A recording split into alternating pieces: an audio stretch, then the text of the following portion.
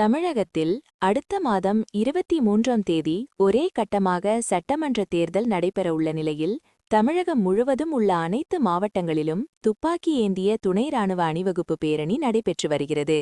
அந்த வகையில் திருவாரூர் மாவட்டம் மன்னார்குடியில் தேர்தல் எந்தவிதமான அசம்பாவிதமும் இன்றி அமைதியாகவும் ஜனநாயக ரீதியாகவும் தேர்தல் அமைதியான முறையில் நடைபெறவும் வாக்காளர்கள் அச்சமின்றி வாக்களிக்க வலியுறுத்தி துணை ராணுவத்தினர் துப்பாக்கி ஏந்திய அணிவகுப்பு ஊர்வலம் நடைபெற்றது.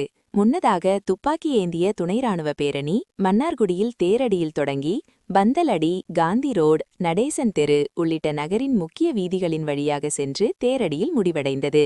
இந்த பேரணியில் துணை ராணுவத்தினர், தமிழக போலீசார் உள்ளிட்ட சுமார் 100க்கும் மேற்பட்டோர் பங்கேற்றனர்.